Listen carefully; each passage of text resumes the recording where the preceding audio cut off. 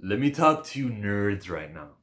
The comic book films were always better than the comic books. There is not one comic book you can tell me that's better than sitting in that cinema, popcorn, um, drink right here, recliner, music in the background. You got company you can actually talk to about it. You've got pop culture. You've got an audience cheering if you go on opening weekend. You cannot tell me that a comic book is actually better than the comic book movies. The films add so much. Sometimes you got a shaking chair, 3D glasses. Is there 3D art in comic books? Not really. I mean, you could argue it, but it's a weak argument. It's not 3D with the glasses. You don't get emotionally moved the way you do by an actor. There is way more bang for your buck you get from a film. If you read a comic book, let me break it down like this. Every Avengers movie or every Marvel movie, they come with a prelude comic. You know about that. And basically, they will put that whole film within comics. So I think a whole film would be covered in three comic books, and they skip out so much. Those three comic books cost $4, $4, $4. That's $12. $12 the price of a movie ticket, depending on where you go. But that's the standard definition price of a movie ticket. Am I right? Standard price, standard admission. That's what I was trying to go for.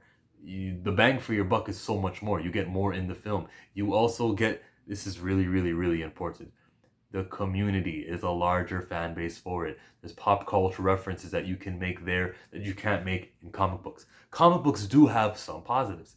This is the one positive I'll give a comic book. I'll be right back. But they can do this to you. You can have anticipation. Like, for example, House of M. And look at me open to the page right away. She goes, Daddy, and then Emma Frost. Oh no, this psychic can read the mind. She says, oh no, and all I have right now is time and opportunity to take my fingers to think about, oh my god, what does she say oh no about? What could Emma possibly be talking about? Or what does the Scarlet Witch, the pretender, have in mind? And I flip the page. That can't be replicated in a film. Or even if you're watching a DVD or something where you can play and pause, you're watching a Netflix, I give comic books that because now I can control the drama. If I want to know right away, there's this page turn that I can do that's just so satisfying. Or if I want to linger on it, I can pause that. A movie doesn't. A movie will just continue playing because no one actually gets up and says pause, and clicks their mouse every single time they watch a film. But then I flip the page and she says this puta madre. I'm not even gonna repeat the words that she says, but she says what she says, and it causes so much drama. And the page goes white. When page goes white, it's crazy. I'll give it that, right? That's cool. And then later on in the comic, when Nightcrawler discovers, wait a minute, if people are losing their powers, what about Logan? His adamantium skeleton is gonna. Remember that part of the comic? That was a lot of drama also. Because, let's go to that part. Let me find it. Here. He goes bamfing around, right? He's talking to Scott. Bamf, bamf, bamf, bamf, bamf. And mein Gott. And you see Logan. And Logan says, I remember. He says, I remember. I remember what Logan said. Because I like this comic and I read it actually a couple of times. That you can't replicate. But as far as the films go, the music, you cannot play with the Avengers Endgame Portals theme as it's coming on.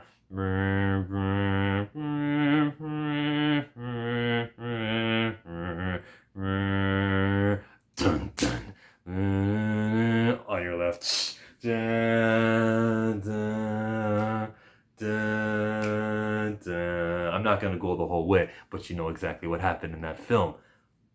Avengers Assemble. I have never felt goosebumps the way I felt in that moment than when I have reading a comic going, oh look, Captain America said Avengers Assemble. That's a good feeling. That I've never felt that in a movie theater until the next time something epic happened in the movie theater, which is when Captain America lifted that hammer and brought the fight. The films are always better than the comics. I'm honored that they're making film of these comic books. It's great. It's a great feeling. But don't get it twisted. The comic books are secondary. Maybe even third. Animated series are awesome too. The reason that I don't put animated stuff above the films is because just there's something about a man or a woman acting like a human being's face doing it, and with technology the way it is now, it's seamless. It can be done, which is really good. It's like the Marvel Cinematic Universe kind of popped on the scene at an appropriate time when the technology met the demands that a superhero kind of sci-fi thing would require. So I'm happy about that. But all you nerds, that's my insult to you. Films, comics, and animated is over here. If you disagree, and I'm ready for it, the comment section's all for you.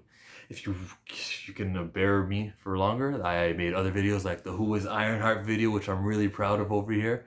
And then there's the other, like the Burning MCU questions, since we're talking about the films, which is a series I started over here. Thank you for joining me. Bye-bye.